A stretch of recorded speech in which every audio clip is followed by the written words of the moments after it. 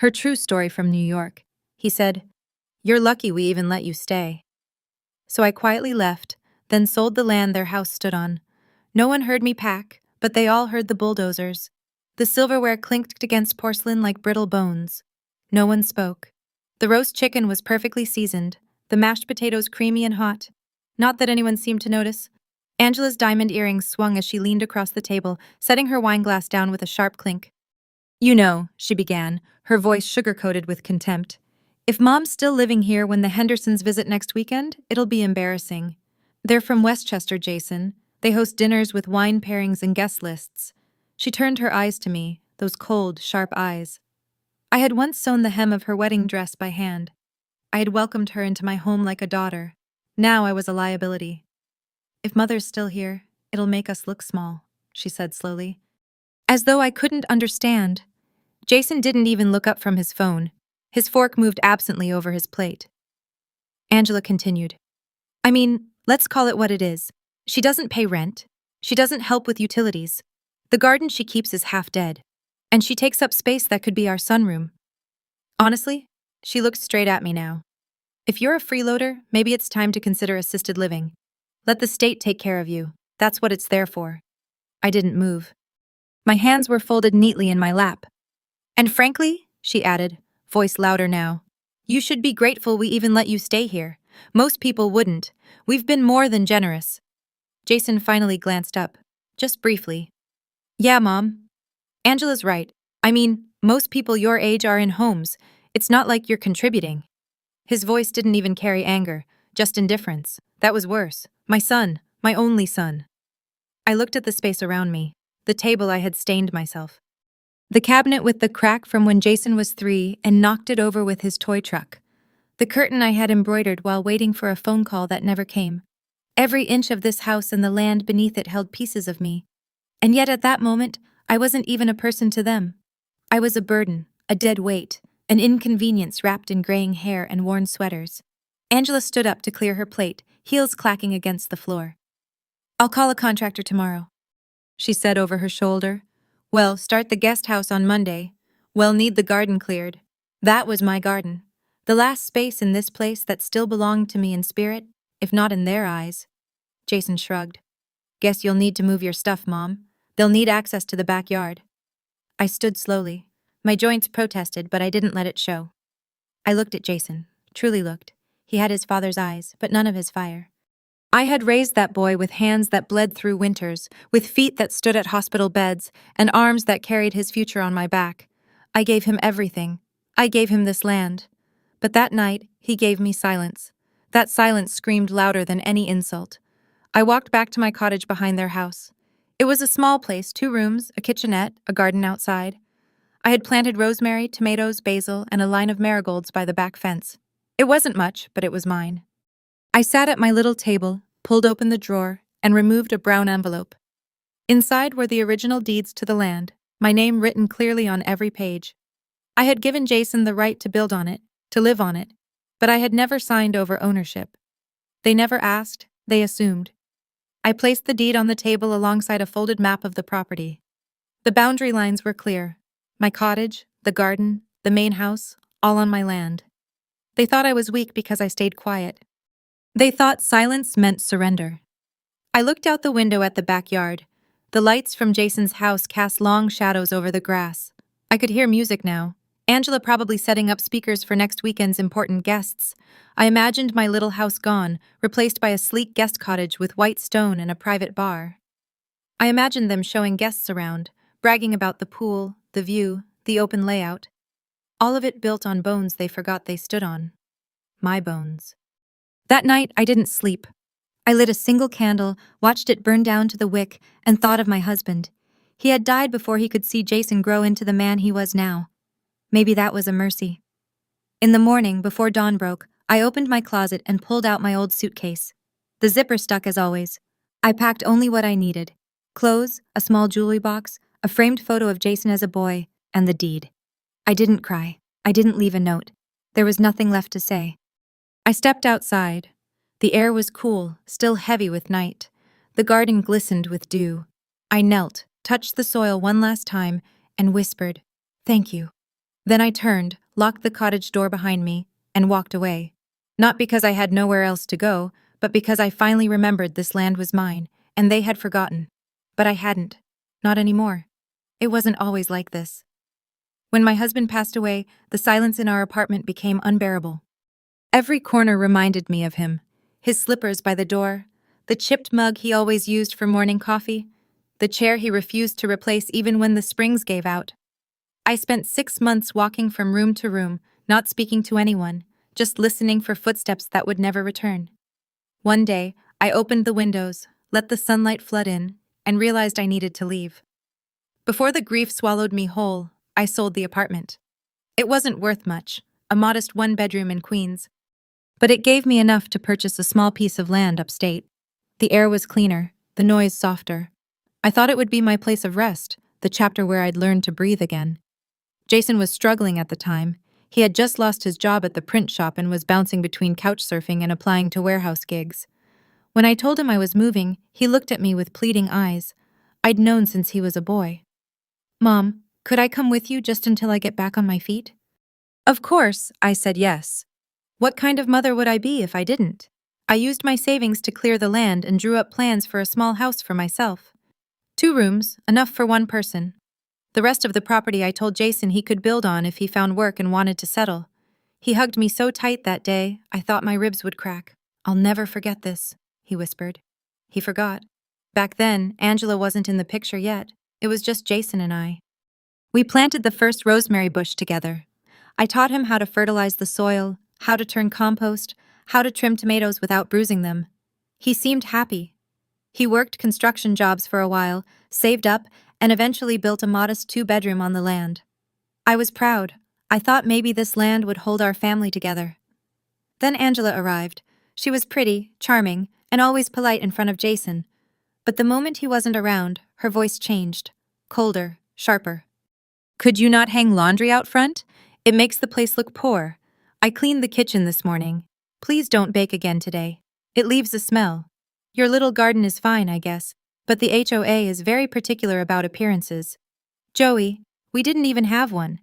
But Angela acted like we did, as if we lived in some gated community instead of a shared patch of earth. She started redecorating everything, took over the outdoor space, put a fire pit near the edge of my garden without asking. Told guests they had converted the back into a guest space, referring to my cottage. She even started using my kitchen during parties like it was an extension of their home. At first, I chalked it up to stress. Newlyweds, young people trying to figure out their roles. I cooked for them, watched their dog when they traveled, watered their houseplants. Then one afternoon, I heard her on the phone. I wasn't eavesdropping. I was returning her mixing bowl. She's just there always. Like a silent little housemaid. I mean, I guess it's convenient, right? Free help. Free help. I didn't return the bowl. I left it by her back door and walked home, my chest burning. From that point on, things shifted.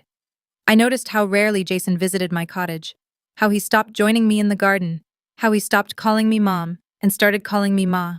Angela took control of their household. And soon mine too. She decided when I could host guests if I could. She scheduled loud construction projects without warning. Once she even had my marigolds removed by accident when a landscaping crew came. I kept my head down. It's what I knew how to do. I tended to my garden, fed the birds, and lit a candle every Sunday for my husband. But the boundaries, once so clearly defined, began to dissolve. My home was becoming a shed in their backyard. My identity, just a helpful old woman who didn't know when to leave. I had given them space. I had given them peace. And they had slowly erased me. By the second summer after Jason and Angela moved in, the parties had become a weekly occurrence. There were themed brunches, evening cocktail hours, backyard movie nights, and barbecues where the laughter was loud enough to rattle the glass in my kitchen window. It wasn't the noise that hurt me. It was the eraser. During those parties, Angela made it a point to steer guests away from the back of the property. My cottage, modest and clean as it was, didn't fit her image of tasteful hosting. She would block off the path that led to my door with tall drink tables or stacks of party chairs. "Keep everything in the front yard," I heard her say once.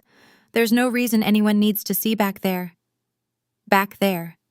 That's what I had become. A direction. An inconvenience. Jason didn't say much during these events. He'd stand by the grill, beer in hand, smiling in that distracted way people do when they're floating through a life they barely recognize anymore. He had grown quieter with me, where once he would drop by for garden herbs or sit at my table for tea. Now he barely knocked. Angela handled everything now. One afternoon, as I watered my lettuce rows, Angela stormed outside in a flowing cream sundress, sunglasses perched on her head like a crown. "Mother," she snapped, voice laced with tension, "could you not do that today?" I looked at the hose in my hand, confused. "We have people coming over," she explained, gesturing to the yard. "The wet soil, the smell of compost, it's not really the vibe." I wanted to laugh. Compost had fed this earth better than any of her hors d'oeuvres ever would. But I didn't laugh. I simply turned off the hose and nodded. "Thanks," she said, turning on her heel. A week later, I noticed orange stakes in the ground, small plastic markers poking through the soil of my garden. I approached Jason as he carried lumber from the driveway. "What are those for?" I asked. "Oh, that," he said, brushing dust off his hands. "Angela's working with a contractor. We're building a guest house right here in the back for hosting, maybe even Airbnb. It'll raise the property value." I blinked. "But this is my garden." Jason sighed. "I know, but you've had it for years. Ma, come on. You've had a good run. We need the space." I felt the blood drain from my face. He looked at me, not cruelly, just dismissively, like I was part of the landscape that needed trimming. "Angela says it's an eyesore. And it kind of is, Mom. It's not, it's not modern." That night, I stood by my window and stared at the stakes. They dotted the earth like tiny flags of conquest. Thought about pulling them up, just yanking them out and throwing them in the trash. But I knew that wouldn't stop anything. Not really. So I waited. I listened. And one morning, the words I'd feared finally came. I was in my kitchen pouring tea when I heard Angela outside talking to a friend on speakerphone. "Yes," she said, voice bubbling with excitement. "Contractor comes Tuesday. We're starting with the foundation." "No, it won't be in the way. We're clearing all that garden, trees, everything, sometime next week." Another pause, then laughter. "Yep, even the little granny hut. Sometime next month. That thing's coming down. We'll finally have a clean backyard. No more eyes, granny hut." I stood frozen, teacup trembling in my hand. They weren't just expanding, they were erasing me. I leaned closer to the window. Angela continued, "Jason's talking to the county about permits, but honestly, it's our land, our house. The old lady's just lingering. Sometime soon we'll be done with that too. Done with me." It wasn't just about the garden or the cottage, it was about making sure I no longer existed in their world. That afternoon, Jason came by. A rare visit. He didn't sit, just hovered awkwardly by the door. "Hey, Ma," he said. "Angela and I were talking. Maybe it's time to start thinking about the next chapter." "The next chapter?" I echoed. "Yeah, retirement communities, assisted living, that sort of thing. There's some good ones in the area. We'd help cover it, of course." He said it like he was offering me a gift, a place to die, neatly tucked away, where no party guests would have to see me age. I didn't respond. Not then. Instead, I thanked him. Said I'd think about it, and that night, I sat at my kitchen table with the deed in my hands. I ran my fingers over the paper, my name still mine. They had built their lives on my generosity, and now they wanted to bulldoze me into the past. They thought I wouldn't do anything. They thought I'd stay quiet. They didn't know I'd already begun the next chapter, but not the one they expected. It was a Sunday morning when I decided to speak up. The sun was warm on my face, and I had just finished trimming the basil. I placed a small bouquet of herbs in a mason jar and carried it to the main house, knocking gently on the back door. Angela opened it, her lips pursed, eyes already scanning the jar like it might drip soil on her tile. "Good morning," I said. "Is Jason home?" "He's upstairs," she replied flatly, stepping aside just enough to let me in. "Is it important? We've got a busy day. It won't take long." I sat at the edge of the living room, the place that once felt like part of my home. Now it smelled of expensive candles and detergent, artificial and cold. Jason came down the stairs, stretching. "What's up, Ma?" I held the jar between my hands. "I heard about the plans. The guest house," I said softly. I wanted to ask if we could preserve part of the garden, maybe the corner with the marigolds.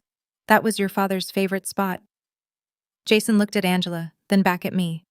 "Mom, you've had that space for years." He said, "We've been more than accommodating. You're not paying rent. You're not helping with the mortgage. Angela and I are trying to make this a real home, one that reflects us. I'm not trying to be in the way, I said gently.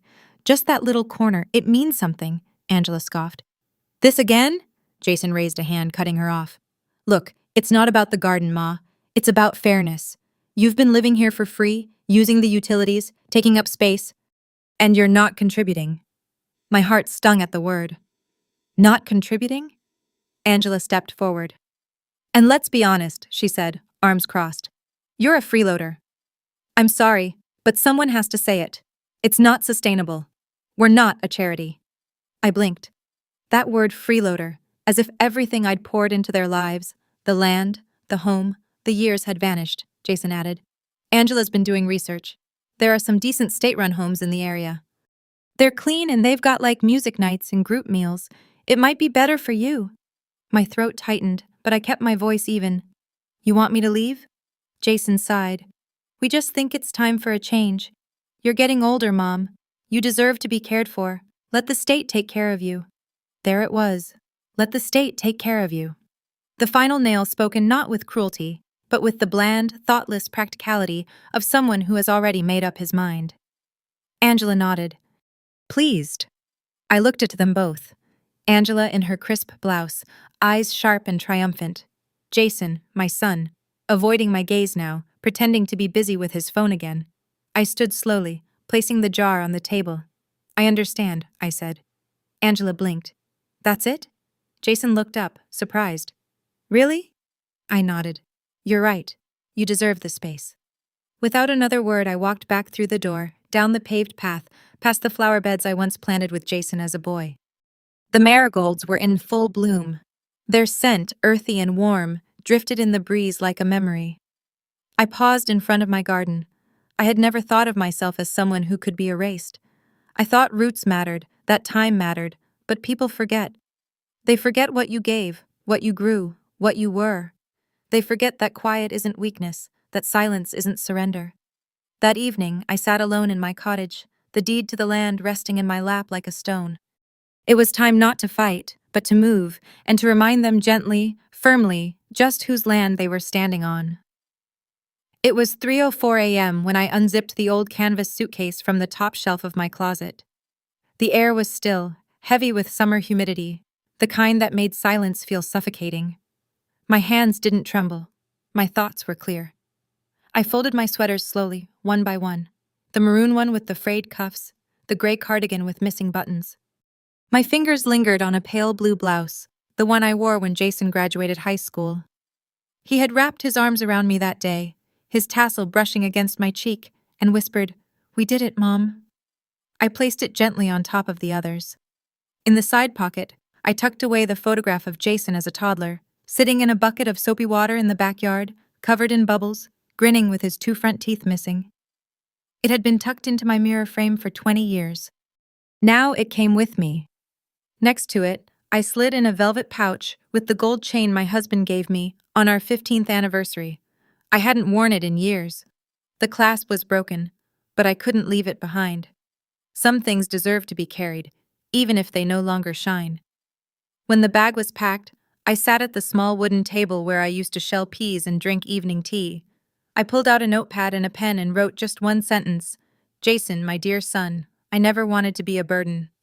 I'm going now, not out of shame, but peace. You take care, Mom. No anger, no guilt, just the quiet truth. I folded the note once, then slipped it beneath the salt shaker on my kitchen counter, a place he wouldn't miss. At 3:41 a.m., I locked the door behind me. The moonlight spilled across the garden, glinting off the morning dew like silver tears. I walked past the marigolds. I did not cry.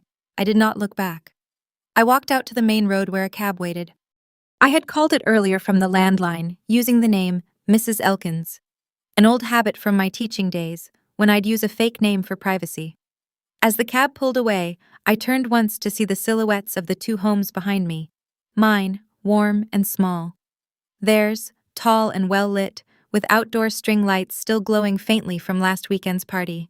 The home sat side by side like mother and child, but one had outgrown the other, or so it thought.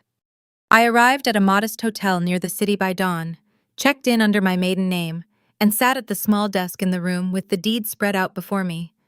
My name, my legal name, was printed on every page, clear, undeniable. I ran my fingers across the signature line. I'd never crossed out. All these years, I'd left it untouched. I had never formally gifted the land, never transferred ownership. Jason had assumed. They had all assumed. But assumptions are not contracts. At 8:03 a.m., I called Paul Benedetti, my late husband's oldest friend and former law partner. He hadn't heard from me in years, but when he picked up the phone, his voice softened instantly. "Margaret," he said, nearly whispering, "is that really you?" "It's me, Paul," I replied. "I need your help. Today." An hour later, we met at his downtown office. He looked older, of course, but his handshake was still firm. His office smelled like pine wood and strong coffee. "I never thought I'd hear from you again," he said, eyes scanning the document I handed him. "But I'm glad you called. I want to sell the land," I said simply. He blinked. "All of it. All of it." He looked at me for a moment, then nodded. "I assume this isn't a casual decision. I assume you know me better than that." He smiled faintly. "Indeed, I do." We worked through the morning, verifying records, checking boundaries, confirming there were no liens or disputes. By noon, Paul had made a few calls to trusted contacts in real estate. "There's a development firm looking to build a high-end complex in that area," he told me. "They've been trying to acquire parcels nearby for months. Your land would complete the square they need. They'll pay, and they'll pay fast." My fingers curled slightly. "Missed? How fast?" "Contract signed today. Funds in escrow by Friday. Demolition rights included." "It's generous, Margaret. Very generous." I sat very still. I thought of Angela's voice. That old granny hut's coming down. I thought of Jason's. "Let the state take care of you." I thought of the marigolds. And then I nodded. "Let's do it." By 2:17 p.m., I had signed the documents. The land was sold every inch. From the rose beds to the tool shed, from the fire pit Angela installed without asking to the pool Jason bragged about to his friends. From their 2-story dream home to the little wooden cottage I had once called sanctuary sold. The representative from the development firm, a young woman in her 30s, extended her hand to shake mine. "Congratulations, Mrs. Green," she said. "We'll begin demolition prep next week." "Of course," I said calmly. "Please let me know if they resist. I have the original deed." He smiles as he opens the door to me. "They say we want a boy, but nobody wants one. So you have your boy." I smiled. Not anymore. That night, I returned to the hotel, placed my suitcase by the door, and stood by the window overlooking the city. The lights blinked like stars fallen to earth. I poured myself a cup of hotel tea, bitter, too strong, and lifted it in silence to peace, to land, to the quiet kind of justice that doesn't scream but is heard all the same. It started with a letter taped to their front door. A plain white envelope delivered by hand, sealed with a gold insignia of a development firm. Inside, a notice of property transfer, a demolition schedule, and a final warning to vacate all structures within 5 business days. Angela found it first. She screamed. Jason thought she was joking. Some prank, some mistake. He yanked the papers from her hand, scanned them once, twice, 3 times, then turned pale. "What the hell is this?" he muttered. "This can't be right." Angela tore through the house, searching for the deed, the contract, any proof that the land was theirs, but she came up empty. Jason called the county office, then the assessor, then the registrar. Each time, the same answer. "The land is no longer under your name." It was never under your name. Title records confirm original ownership belonged to Margaret Green. Sale completed and finalized last Friday. Jason's voice cracked. "But she never."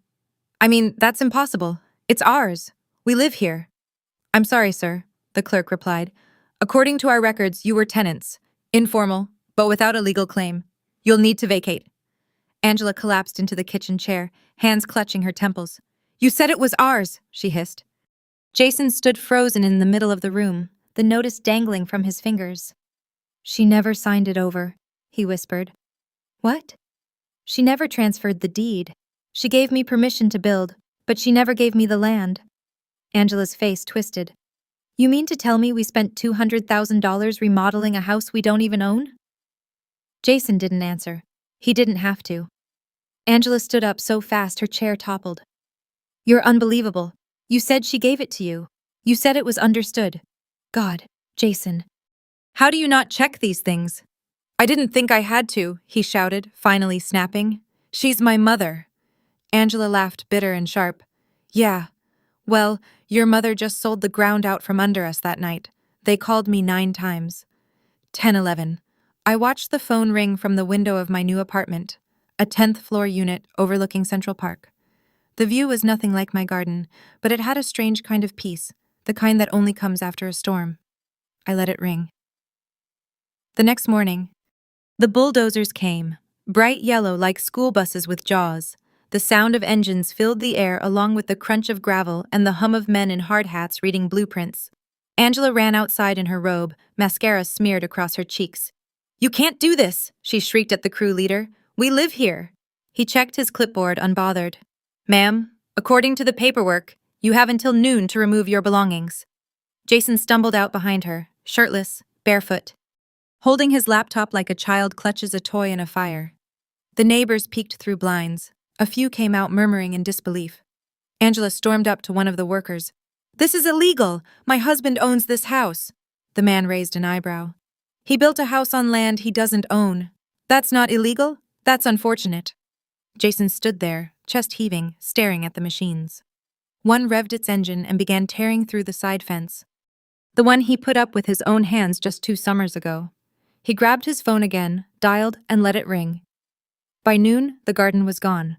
By 1 p.m., the guest house foundation, still incomplete, was torn up like paper. By 2:30, the first corner of their home came down. Angela screamed the moment wood cracked, and Jason just stood there holding her like a man who'd seen something die that he'd never properly valued until it was too late. They left that evening in a borrowed pickup truck, clothes and electronics shoved hastily into plastic bins. The workers paused briefly to let them back out of the driveway, what was left of it, before resuming their task. Behind them, their dream home stood gutted, its insides exposed to sky, and I received one final voicemail that night. Jason's voice was hoarse. Mom, please call me. We didn't know. I didn't mean for it to get this far. Please. He trailed off. I saved the message. But I didn't call back. Not yet. It took 3 days for the demolition to finish. The house, their house, came down plank by plank, beam by beam.